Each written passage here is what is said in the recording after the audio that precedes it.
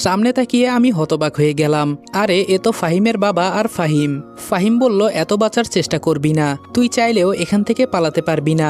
আমি বললাম, আমার মনে হয় বহুদিন পর সাপ তার গর্ত থেকে বের হয়েছে। ফাহিম বলল, তোকে আমার সেই দিনই মেরে ফেলা উচিত ছিল।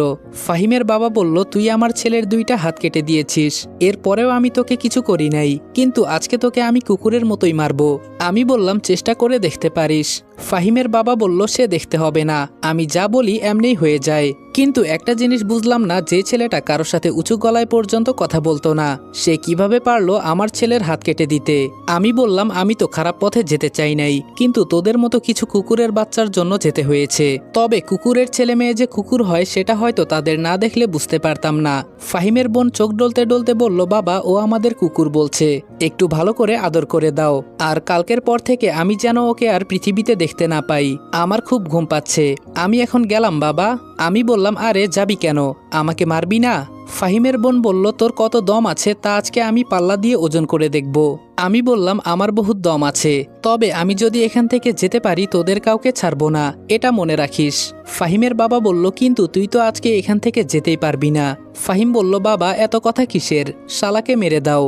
আমি বললাম, তোকে আজকে আমি কুকুরের মতোই মারবো। ফাহিম বলল, তাই নাকি?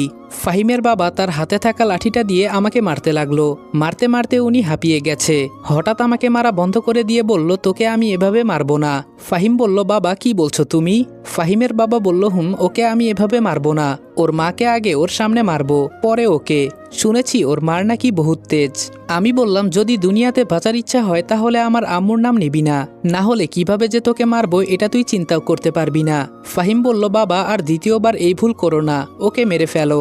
ফাহিমের বাবা বলল, আরে তুই এত চিন্তা করিস না, তুই শুধু দেখবি ওদের পরিবারকে আমি কিভাবে মারি। আমি একটা হাসি দিয়ে বললাম, যদি পারিস করে দেখা। উনি একটা চাকু দিয়ে আমার হাত পায়ের বাঁধনগুলো অর্ধেক খুলে দিয়ে বললেন, যদি পারিস এখান থেকে পালিয়ে যা, না হলে এভাবেই মরবি তুই। আর তুই চাস না তোর সামনে তোর মাকে মারি? যদি তোর পরিবারের সবার মৃত্যু দেখতে চাস তাহলে এখান থেকে পালিয়ে যা। এই ফাহিম চল। আমি বললাম, আরে যা, আমিও দেখতে চাই তুই আমার কি করতে পারিস। কপাল দিয়ে রক্ত বের হয়ে মুখের কাছে চলে এসেছে।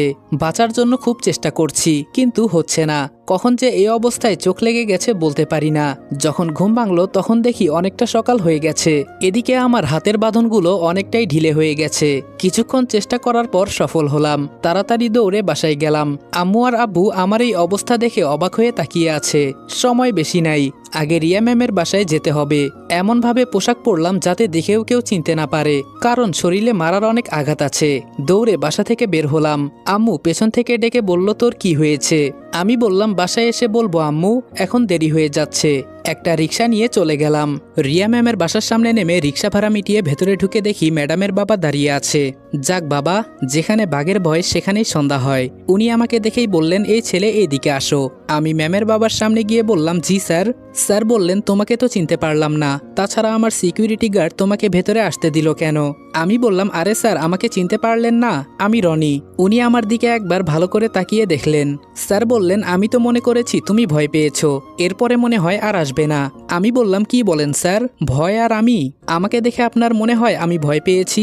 স্যার বললেন, আচ্ছা যাক, সেসব কথা বাদ দাও তো, এখন বলো প্রথম দিন এত দেরি করলে কেন? আমি বললাম, স্যার আমি দেরি করতে চাই নাই, কিন্তু আমার মাথা ব্যথা ছিল, একটু মিথ্যা বললাম। স্যার বললেন, প্রথম দিন দেরি করেছো তাই মাফ করলাম, দ্বিতীয়বার যেন এমন ভুল না হয়।